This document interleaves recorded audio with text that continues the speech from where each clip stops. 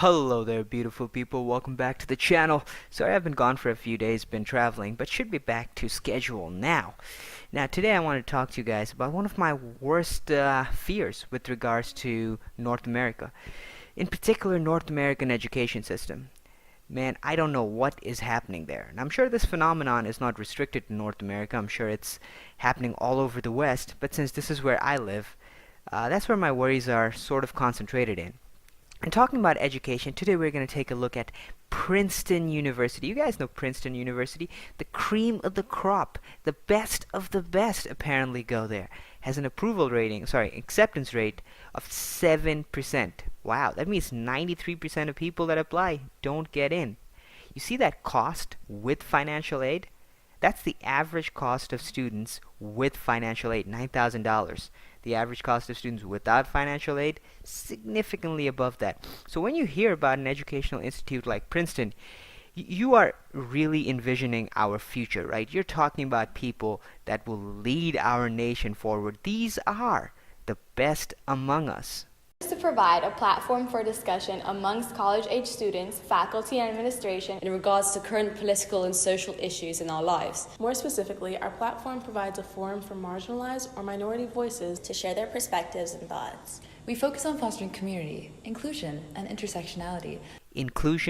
Intersectionality. Inclusion is something millennials use all the time. I don't think they mean or even understand it. Whenever someone uses the phrase inclusion, you can almost with certainty expect that several groups will be excluded. Right-wingers, for example, we're the first ones to get the boot. As well as hard discussions, and we always stay woke. We strive not to speak for the students, but to serve as a vessel for all voices, including but not limited to our own. Wow. Inclusion. These folks have gone out of their way to get every kind of student possible. Yeah, they got the whole Pokemon card collection. Left out a particular group though, them white men's. You can always expect that to happen. It's an ironic inclusion. Woke, as a word, to me, entails not only awareness, but also a certain agency and a want to do something or to change something. This is the cream of the crop. This meaningless word salad came from an idiot that survived the 7% acceptance rate. Wow, this moron is one of the brightest among us.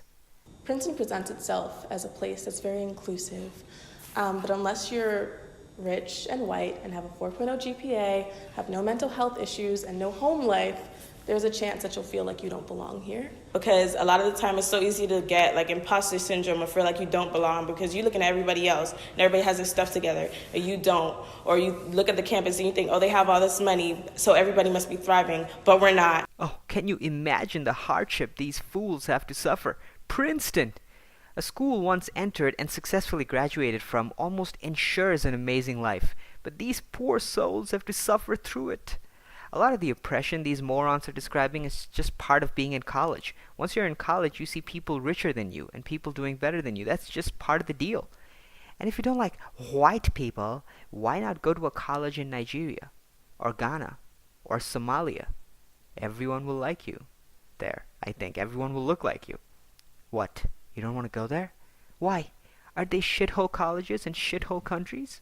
So one thing I hear a lot of people say is that Princeton is a very apathetic campus, and that's true. I feel like we here don't really like to take time out of our day to prioritize engaging with social issues, both inside the Princeton bubble and outside of it. When the Brett Kavanaugh hearing was going down, there was literally no conversation on campus about that. Talking about social issues, huh?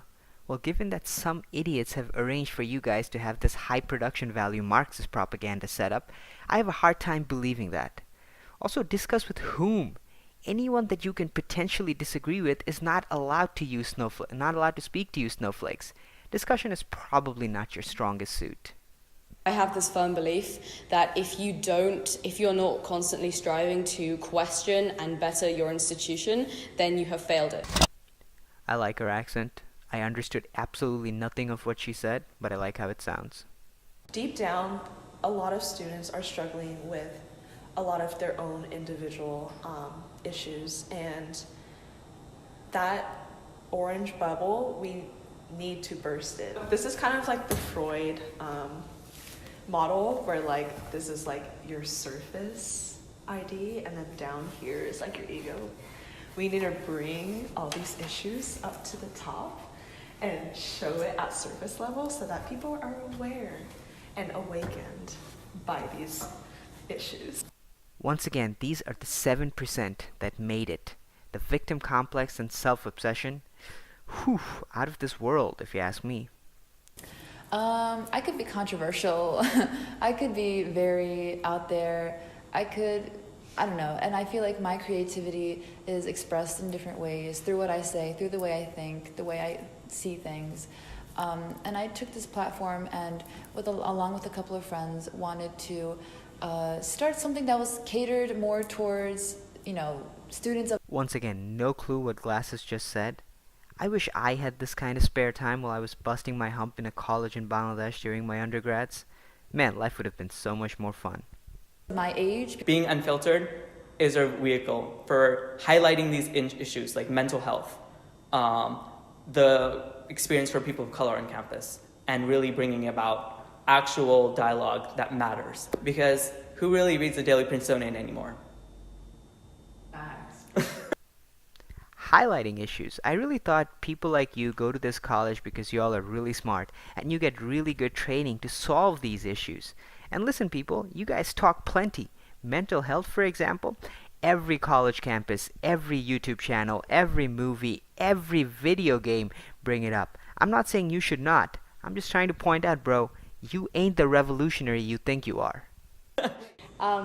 Speaking for those that feel that their experiences are unique to themselves, while there's actually a whole community that feels the same way. So there's a little family that we share our struggles.